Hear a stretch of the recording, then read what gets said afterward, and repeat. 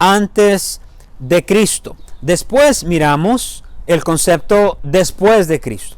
Después de Cristo es cuando una persona recibe a Jesús en su corazón, se arrepiente de sus pecados y le pide a Dios que le salve. En otras palabras, antes de Cristo no tengo salvación.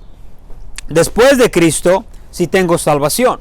Antes de Cristo estoy perdido. Miramos la condición. En la semana pasada miramos cuál era nuestra condición antes de Cristo. ¿Se acuerdan? Estábamos separados de Dios, vivíamos sin esperanza. El diablo dictaba nuestro comportamiento siguiendo la corriente de este mundo. Y todos ahí, a propósito, estábamos ahí. No hay una persona que nazca en Cristo. Esto no es posible. Mira mi niño, mi joven, o no. Yo siempre he sido cristiano. Eso va en contra de la palabra de Dios. Una persona no puede siempre ser hija de Dios o cristiana. Antes de Cristo teníamos una condición perdida. Pero hermanos, no sé cuál es su fecha, mi fecha. Yo fui salvo el 13 de agosto de 1997. Tenía 13 años, no hagan la matemática. Y Dios salvó mi alma ese día. Y desde ese día en adelante hasta hoy, 23 años después, ese es mi tiempo después de Cristo. Antes de Cristo es cuando yo no tenía salvación, pero después de Cristo es cuando tengo salvación. Usted debe de recordar el día en que esta transición fue hecha. Hay muchas personas, pues yo no, pues sí, yo creo que sí, yo lo hice. Usted debe de acordarse este día, porque usted se acuerda de su cumpleaños. ¿Quién se olvida de su cumpleaños? El nacimiento, ahorita vamos a hablar de eso después. Cuando uno nace en Cristo es su cumpleaños espiritual. Entonces, ¿cómo a una persona se le puede olvidar un evento tan importante? Yo creo que la persona se debe de acordar, no quizás el día exacto, esta es la fecha, pero sí el evento. Yo me acuerdo que estaba una persona y tocó mi puerta o me invitaron a la iglesia y hablamos y me enseñó en la Biblia y no me acuerdo exactamente qué, si fue en agosto o en septiembre, pero sí me acuerdo que usted debería de recordar el evento donde Cristo lo salvó. Ahora vamos a ver la segunda pregunta esta mañana. La primera, la semana pasada, fue ¿cuál era nuestra condición antes de Cristo? La pregunta de hoy es esta: ¿cuál es nuestra condición después de Cristo? ¿Cuál era? Porque quiero pensar que somos ya hijos de Dios. ¿Cuál era nuestra condición antes de Cristo? Lo miramos la semana pasada. Pero esta mañana vamos a contestar la pregunta: ¿cuál es nuestra condición después de Cristo? Vean el versículo 4 ahí. Dice: pero Dios, que es rico en misericordia, con su gran amor con que nos amó, aun estando nosotros muertos en pecado, nos dio vida juntamente con Cristo. Por gracia sois salvos. Y juntamente con Él nos resucitó y asimismo nos hizo sentar en los lugares celestiales con Cristo Jesús. Ahora que tenemos salvación, ahora que el Espíritu Santo mora en mi corazón, en su corazón, ahora ¿cuál es mi condición? Bueno, primeramente, hermanos, estamos bajo la misericordia de Dios. Vean el versículo 4, una vez más, el comienzo nada más. Pero Dios, que es rico en misericordia. Ahora, hermanos, del versículo 1 al versículo 3 nos habla o nos explica la condición antes de Cristo. Pero del versículo 4 en adelante, fíjense bien, nos explica la condición después de Cristo. Pero para que esta transición se lleve a cabo, Pablo tiene que voltear otra vez a Dios y decir, pero Dios. En otras palabras, estábamos perdidos, estábamos sin Dios, sin deseo de seguir a Dios, siguiendo los mandamientos del diablo, pero Dios, como si Dios de una manera divina, y sí es así, intervino en una vida perversa, alejada, y de repente que es rico en misericordias, con su gran amor con que nos amó. Estábamos en pecado, pero Dios. Vivíamos una vida lejos de Dios, creyendo que conocíamos a Dios, pero realmente sin conocer a Dios. Pero Dios, dice Pablo, Dios interviene en la escena o en la vida de un pecador, alejado de Dios, en camino al infierno. Hermanos, Dios, ¿no está contento usted que Dios intervino en su vida? Pero Dios, ¿después de cuántos años pasó usted sin Dios? ¿30? ¿40 años? ¿20 años? ¿Y qué tiene de orgulloso esos años? ¿Cuánto bien hizo? Ahora, no quiere decir que quizás éramos matones o robadores de banco, pero ¿está orgulloso de todas las relaciones que tuvo? ¿De todas las palabras impías que dijo? ¿Está orgulloso esa vida antes de Cristo, de todas estas fiestas, drogas, tomadera, inmoralidad, cerveza? ¿Usted tiene un récord muy bonito? No, hermanos, no. Y Pablo dice, toda esa vida perversa, y un día dice, pero Dios.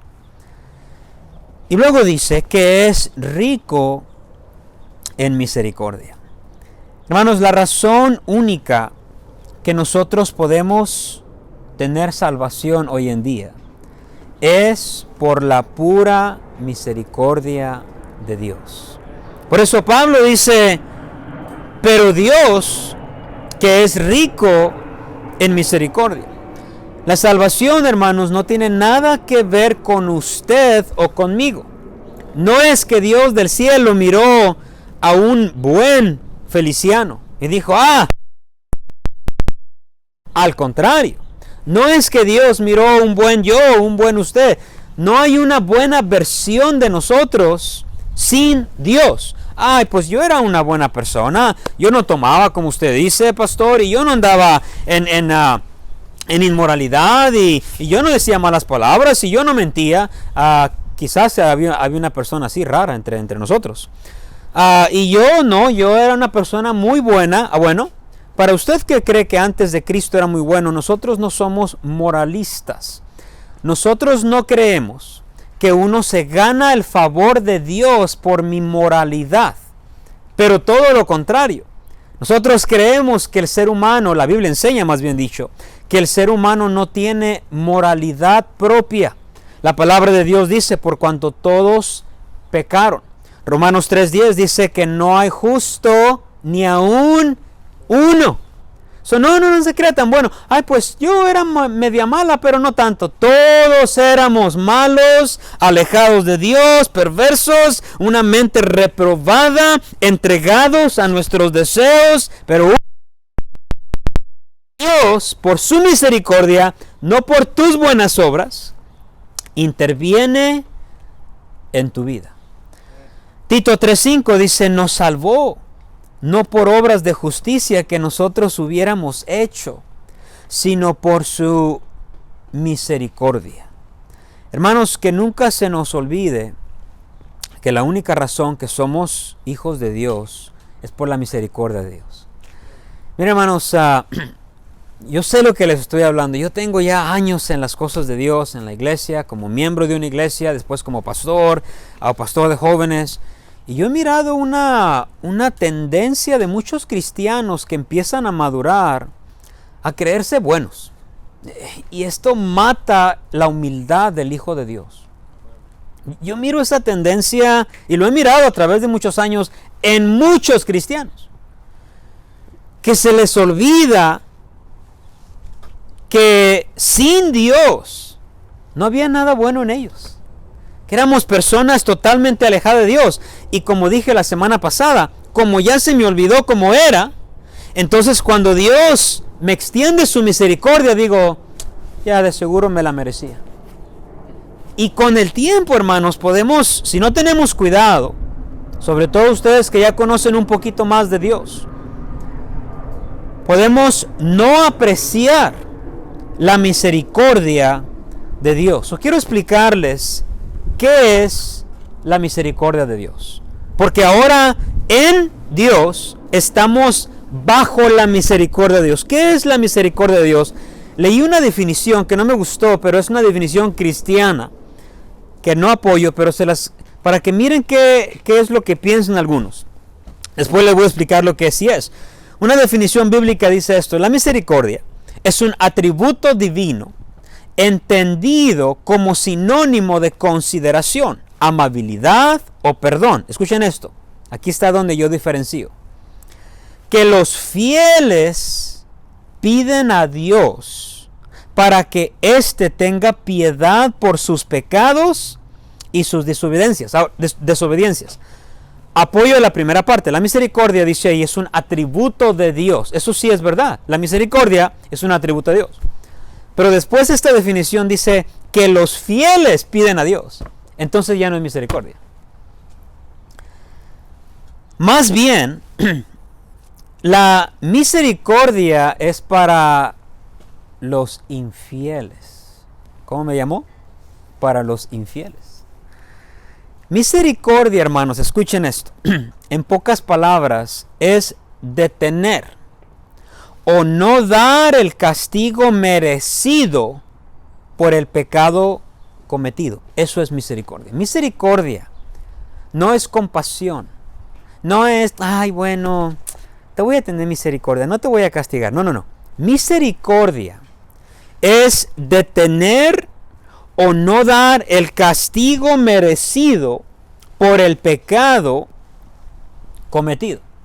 ¿Cuál es la paga del pecado? La muerte física y la muerte espiritual. La misericordia de Dios dice esto, hace esto, perdón. Yo voy a detener lo que tú mereces, lo que yo merezco. Y no te voy a dar el castigo que mereces por tus pecados. Eso es misericordia. Dios literalmente detiene lo que nosotros merecemos. Y fíjense, hermanos, y a cambio extiende su gracia en nuestras vidas.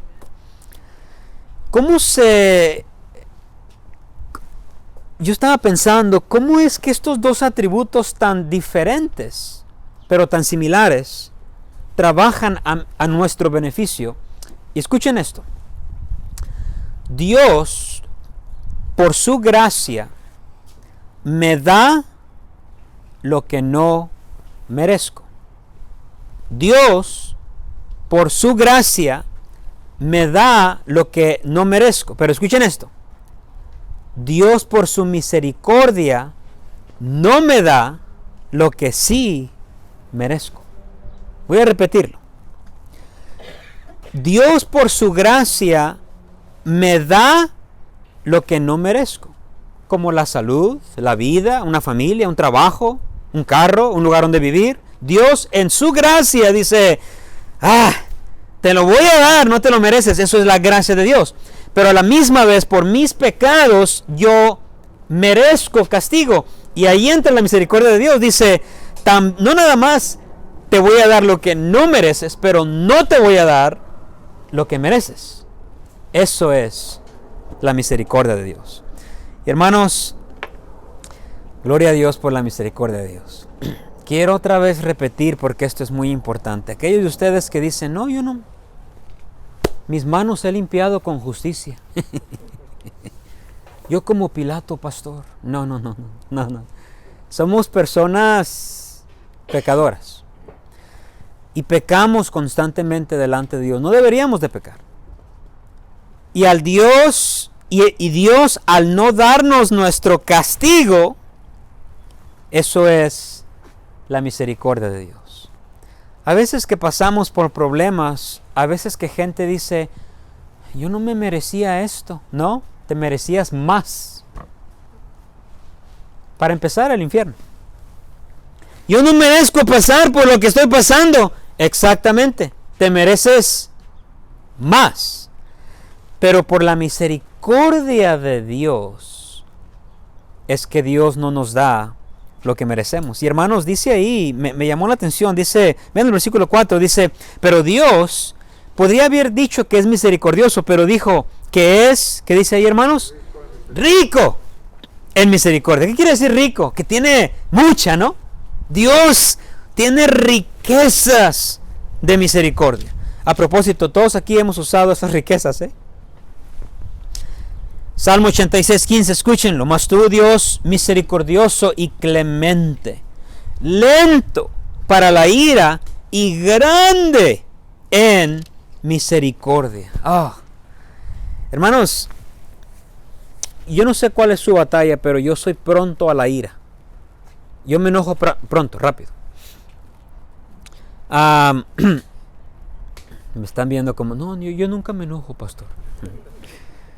Yo me enojo, yo creo que cada ser humano nos enojamos. Algunos no lo sacamos, algunos bien calladitos, pero están enojados. Otros sí lo sacan. Pero yo tengo una manera de pensar. Nosotros reaccionamos, nosotros cuidado. El orgullo y el enojo, yo creo que cada ser humano batallamos. Y Dios dice, yo no soy como tú. Yo soy al revés que tú. Gracias a Dios, ¿verdad? No, hombre, hermano, si yo fuera Dios, hermano Mario ya no estaría aquí.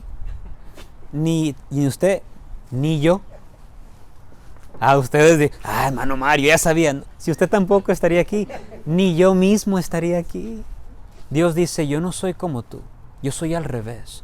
Yo soy lento en ira y grande en misericordia. ¿Alguna vez su hijo o su hija lo ha hecho enojar? El otro día ya les conté la historia del vecino. Su hija no sé qué hizo y le grita. Le grita. Y le dice la hija, pero no me grites, es que me haces enojar, le dice. O sea, como si fuera una razón. Pues es que tú me haces enojar, yo te voy a gritar.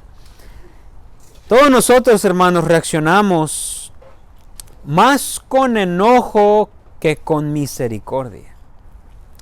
También somos muy misericordiosos con nosotros. Ay, me equivoqué otra vez, pero Dios entiende. Pero no sea el otro. Hermana, ya es la segunda vez. Pero Dios no es como nosotros. Dios es lento para la ira y grande en misericordia.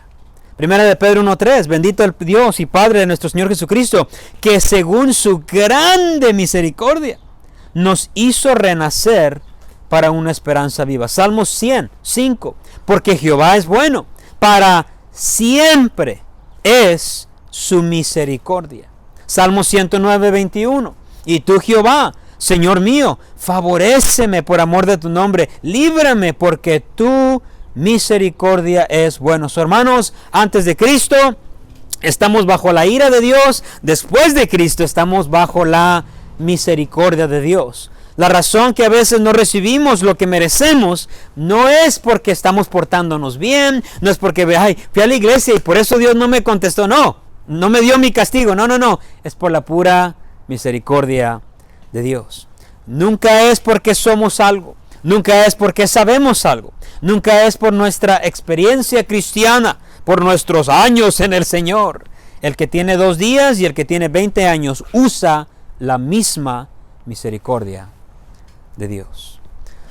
Dios toma la iniciativa para salvar al pecador por su misericordia. Y hermanos, Isaías nos dice que todo lo que nosotros hacemos o consideramos como bueno delante de Dios son trapos de inmundicia. Quiero aquí aclarar esto y termino. Este es mi punto más largo. Hay cristianos, hermanos, que creen que cuando andan bien, Dios pone una estrellita en el cielo y dice, ahora sí te amo. Y cuando andan mal, creen que Dios tacha el nombre y dice, ahora sí no te amo. Pero hermanos, la misericordia de Dios balancea la justicia y el amor de Dios. Fíjense bien. Dios ama a nosotros, y ahorita vamos a ver eso un poquito más a detalle, aún antes de ser sus hijos. Y Dios nos ama de la misma manera que ama cuando no somos sus hijos, nos ama cuando somos sus hijos. Y cuando somos sus hijos, nos ama igual cuando andamos bien. ¿Sabían ustedes también que cuando andamos mal? Obviamente eso no es para promover el pecado. Pero sí tengo que ser honesto y decirles, hermanos, que Dios, por su misericordia, nos ama. Y este es mi segundo punto. No nada más estamos bajo la misericordia de Dios, pero también contamos con el gran amor de Dios. Vean el versículo 4 ahí, una vez más. Dice, pero Dios, que es rico en misericordia, por su gran amor con que nos amó. Contamos también con el gran amor de Dios. Cuando estábamos sin Dios en nuestro corazón, hermanos, pecábamos y Dios aún así nos amaba. Escuchen Romanos 5:10. Porque si siendo enemigos, o sea, sin Dios, fuimos reconciliados con Dios por la muerte de su Hijo. Cuando éramos enemigos de Dios, hermanos, cuando andaba usted en la borrachera, en las malas palabras, engañando a la gente, en las fiestas, Dios lo amaba. Dios nos amaba. Pablo dice, ¿cuánto más ahora que somos sus hijos? Contamos con el gran amor de Dios. ¿Y cómo es que Dios, como hijo de Dios, mostró su amor? Bueno, Romanos 5:8 dice, mas Dios muestra su amor para con nosotros, y lo mostró así, en que siendo aún pecadores, o estando antes de Cristo, Cristo murió por nosotros. Hermanos, Dios mostró su amor no cuando todo estaba bien. Ahí no es cuando el amor realmente se muestra. El amor realmente se muestra cuando todo estaba mal. Porque si tú me tratas bien, yo te trato bien. Así somos nosotros, ¿no? Si tú me hablas bien, yo te hablo bien. Si tú me amas, yo te amo. Pero juégame mal, cruz y vete para allá. ¿Se imaginan que Dios fuera así? Dios, cuando nosotros éramos sus enemigos, dice la palabra de Dios, aún así Dios nos amó y Él murió por nosotros. Cristo se entrega, y yo no sé cómo usted se ve a usted mismo, a usted misma, pero una de las cosas que a mí me impresiona hasta la fecha de Dios es como un Dios tan santo y tan perfecto puede morir con alguien como yo. Eso, muchos cristianos, yo tengo más de 2 décadas estudiando y leyendo. Yo no entiendo la salvación. La puedo explicar teológicamente a través de la palabra de Dios. Y puedo hablar de la doctrina de salvación por horas. Pero no entiendo cómo un Dios tan perfecto y tan santo pudo morir por alguien como yo. Como yo. Gálatas 2:20 dice, el cual me amó y se entregó a sí mismo por mí. Pablo, hermanos, tenía una perspectiva personal del amor de Dios. Y quiero dárselas esta mañana. Cristo, hermanos, se entregó por usted, por mí. Una de las cosas que yo enseñé a niños como por 6 o 7 años, niños de segundo grado, y una de las cosas que me acuerdo siempre repetir es, Dios te ama. Dios te ama. Eso los maestros casi siempre repetimos a los niños. Tenemos corazoncitos y le decimos, Dios te ama. Y a veces les hacíamos un corazoncito a los niños y decía ahí, Dios me ama. Y ellos agarraban el corazoncito y lo ponían así, Dios me ama. Pero hermanos, quiero esta mañana tratar de impresionar esa verdad en su corazón. Una verdad tan sencilla que yo le enseñé a niños a través de tantos años. Es una verdad que muchos adultos a veces no entendemos. El hecho de que hay un Dios en el cielo, un Padre celestial que me ama. Quiero recordarles esta mañana esta verdad. Dios, hermanos, Dios lo ama a usted. Dios la ama. Dios me ama. Pablo dice, Dios, Él se entregó por mí. Yo siempre hablo de que Dios ama a todo el mundo. Pero esta mañana lo quiero hacer personal. Hermana Berta, Dios la ama a usted. Dios la ama. Hermano Feliciano, Dios la ama. Hermana Elizabeth, hermano Sunny, hermano James, hermana Liliana, cada uno. Dios tiene un amor que no podemos entender para nosotros. Dios me ama, Dios la ama. Y gente nos ha jugado mal, y quizás alguien lo ha traicionado, alguien que quizás usted amaba, le regresó con odio o no amor. Pero con Dios no tenemos que preocuparnos por eso. Dios nos ama. Si usted anda bien, si usted anda medio, si usted anda mal, quiero decirle esta mañana, Dios lo ama. Dios lo ama. Y Dios nos ama tanto que Él se entregó a sí mismo por nosotros. Dios, nada más de pensar que hay un Dios en el cielo, que no es un Dios juez que está castigando, sino un Dios de amor, que murió en la cruz hace 2000 años. Y todavía, a pesar de lo que soy, a pesar de cómo a veces actúo, a pesar de mi frialdad muchas veces, a pesar de mi manera de ser con Él, a veces soy seco con Dios, no deberíamos. Dios nos sigue amando. Gracias a Dios por el amor de Dios. Gracias a Dios que Él ha mostrado su amor. Después de Cristo, hermanos, estamos bajo la misericordia de Dios. Contamos con el gran amor de Dios. Número 3, vivimos a la luz de la vida de Dios. Vean el versículo 5, vivimos a la luz de la vida de Dios. Versículo 5, aún estando nosotros muertos en pecados, y aquí está, nos dio vida juntamente con Cristo. La única persona de crear o dar vida es Dios. Y dice la palabra de Dios que Él nos dio vida. Hechos 17:28, porque en Él vivimos y nos movemos y somos. Hermanos, la persona que sostiene nuestra vida antes de Cristo es Dios. Y la persona que sostiene nuestra vida después de Cristo también es Dios. Vivimos a la luz de la vida de Dios. Dios, hermanos, vean ahí el versículo 1, Efesios 2:1. Y Él os dio, ¿qué nos dio Dios? Vida a vosotros. Ahora, ¿cuándo nos dio vida? Cuando estabais, ¿qué dice, hermanos? Muertos. ¿Se acuerdan que ya explicamos eso? Nuestros delitos y pecados. Dios está muerta nuestra alma y Él nos da aliento de vida espiritual.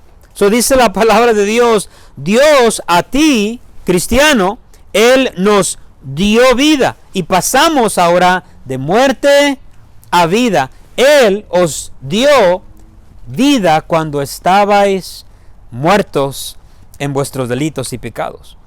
La razón que vivimos entonces, hermanos, es por la vida que Dios nos ha dado.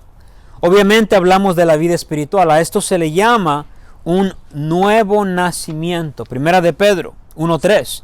Bendito el Dios y Padre de nuestro Señor Jesucristo, que según su grande misericordia nos hizo renacer. ¿Por qué re? Porque es un segundo nacimiento. El primer nacimiento es físico, pero el segundo nacimiento, el renacimiento, es espiritual. Dice, nos hizo renacer para una esperanza viva. ¿Se acuerdan de Nicodemo? Cuando él vino a Jesús de noche y le dice, Señor, pues, ¿cómo puede acaso entrar un hombre al cielo? Y el Señor le dice, bueno, lo que es nacido de carne, carne es y espíritu, y le explica. Y Nicodemo le dice, ¿cómo un hombre siendo viejo como yo puede nacer de nuevo? ¿Acaso me voy a meter otra vez a mi mamá? Quizá ni estaba viva porque era un hombre ya grande, ya mayor, un maestro de la ley. No sabemos. Y Jesús le dice, de cierto te digo, el que no naciere de agua y del Espíritu. De agua no es el bautismo, es el nacimiento físico. El bebé está en agua. El que no naciere de agua y del Espíritu, o sea, salvo, no puede entrar en el reino de Dios.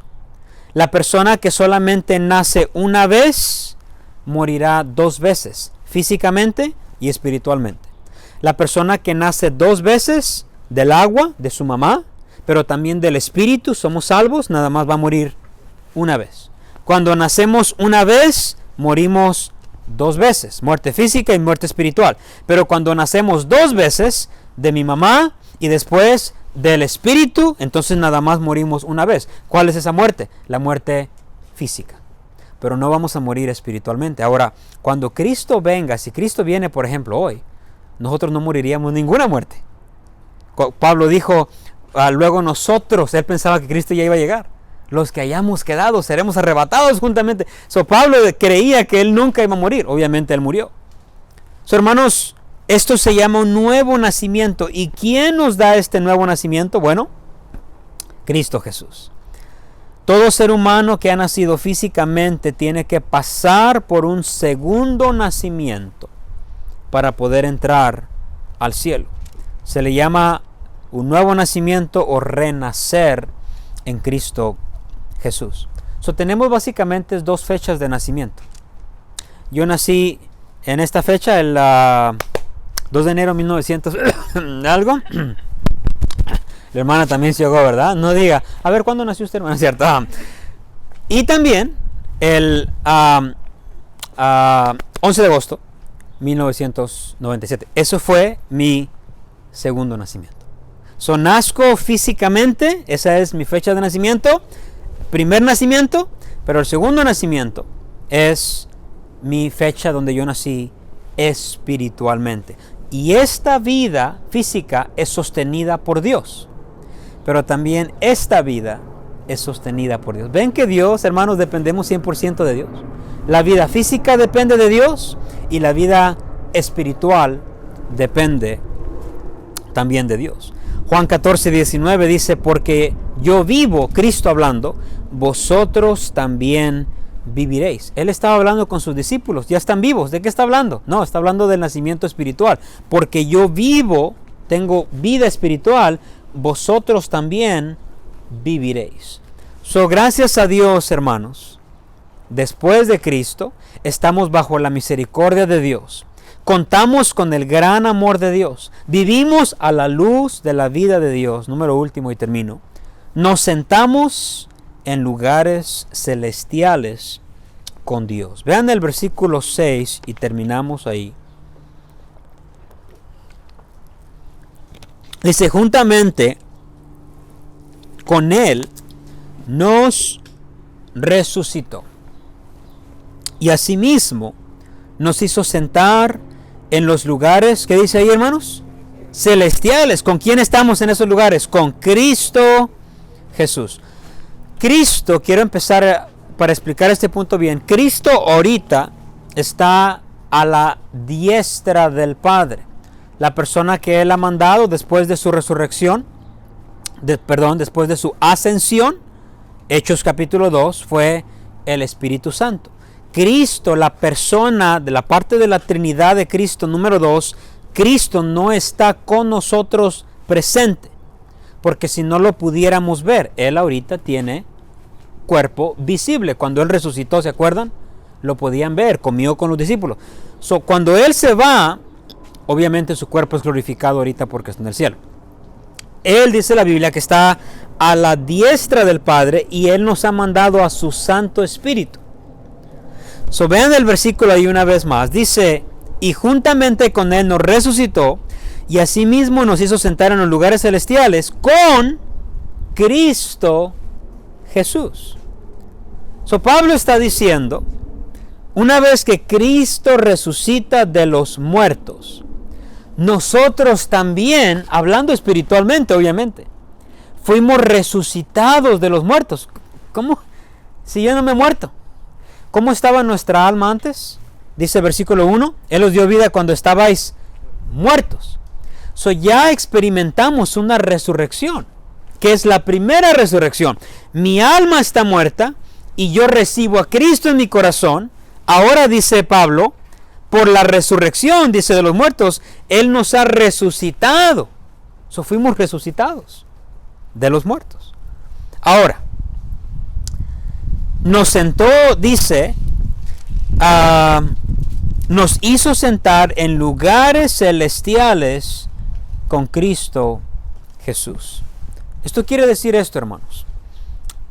Para Dios, para Cristo, que es nuestro Salvador, nosotros ya estamos sentados en lugares celestiales, que es el cielo, junto a Cristo Jesús. Pastor, yo estoy sentado, pero aquí afuera en la banca. A esto se le llama, hermanos, la santificación posicional. Posicionalmente o espiritualmente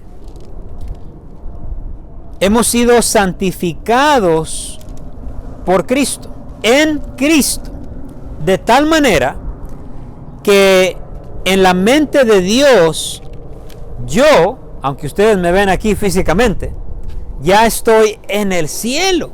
Es lo que Pablo está explicando. Sentado con Cristo en los lugares celestiales. En otras palabras, la salvación es un regalo eterno que descansa en las manos de Cristo Jesús. Pedro dice, somos guardados por el poder de Dios. La salvación no se pierde. Que me siento con Jesús y cuando la pierdo, ahí te veo, Jesús. Y que me bajo posicionalmente y luego me subo posicionalmente y luego me bajo posicionalmente como un juego de ping-pong. No, para Cristo, para Dios, dice, desde que tú recibiste a Cristo hace 10, 15, 20 años, 3 años, 2 meses, desde ese día en adelante, para mí, para Dios, tú ya estás sentado en los lugares celestiales. Primera de Corintios 15, 20, mas ahora Cristo resucitado de los muertos, primicias de los que durmieron es hecho. Porque por cuanto la muerte entró por un hombre, Adán, también por un hombre la resurrección de los muertos. Porque así como en Adán todos mueren, también en Cristo todos serán vivificados. Posicionalmente, hermano, Hebreos 10:10. En esta voluntad somos santificados mediante la ofrenda del cuerpo de Cristo hecha una vez para siempre. Nosotros somos santificados posicionalmente. Ahora, yo enseño esto en el discipulado. Cuando una persona posicionalmente santificada tiene que vivir prácticamente también santificada. Lo que yo soy delante de Dios debe de ser reflejado delante de los hombres. Dice Cristo que así alumbre vuestra luz delante de los hombres. Entonces no hay tal cosa, pastor, yo aquí no soy, yo no amo a Dios, no me interesa, pero yo y Dios, yo ya estoy con Jesús allá casi ya me voy. No.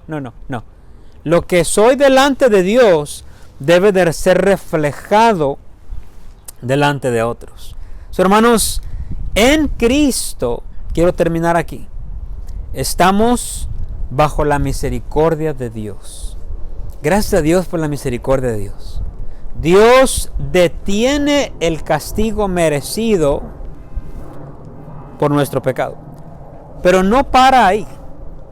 Ahora también contamos con el gran amor de Dios.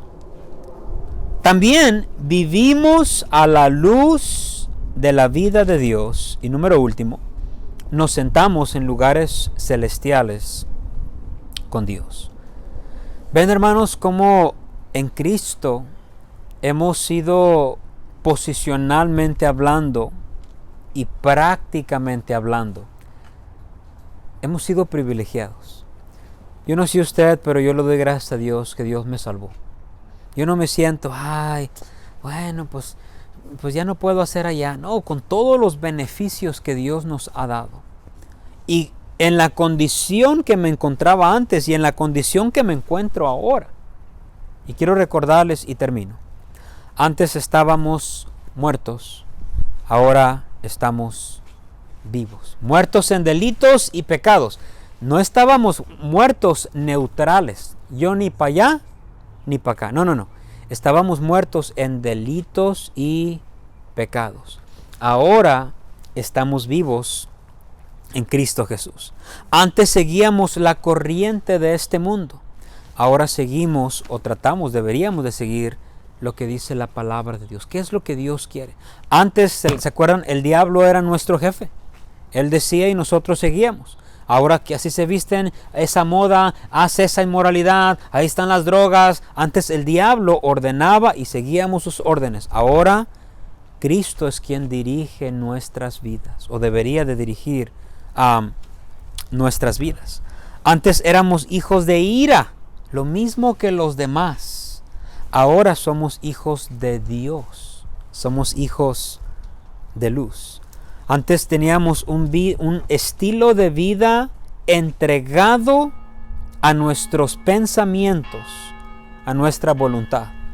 Ahora nuestro estilo de vida refleja lo que nosotros somos delante de Dios. Posicionalmente soy hijo de Dios y prácticamente quiero reflejar eso. Hermanos, esta idea, y quiero terminar aquí, que una persona puede experimentar vida y portarse como muerto, es antibíblica. No, sí, yo me acuerdo cuando él le pidió a Diosito que entrara a su corazón, mi niño. ¿Y por qué se porta como un muerto? ¿Por qué huele a muerto? ¿Por qué no tiene pulso? Una persona viva tiene pulso, ¿por qué él no? Pulso espiritual hablando. No, yo me acuerdo que mi tía se bautizó y es borracha la tía y no quiere nada con Dios y no va a la iglesia. Yo oraría por la salvación de esa tía. Hermanos, ¿cómo una persona puede pasar de muerte a vida? ¿Cómo puede estar en la cárcel 20 años y salir y ser la misma persona?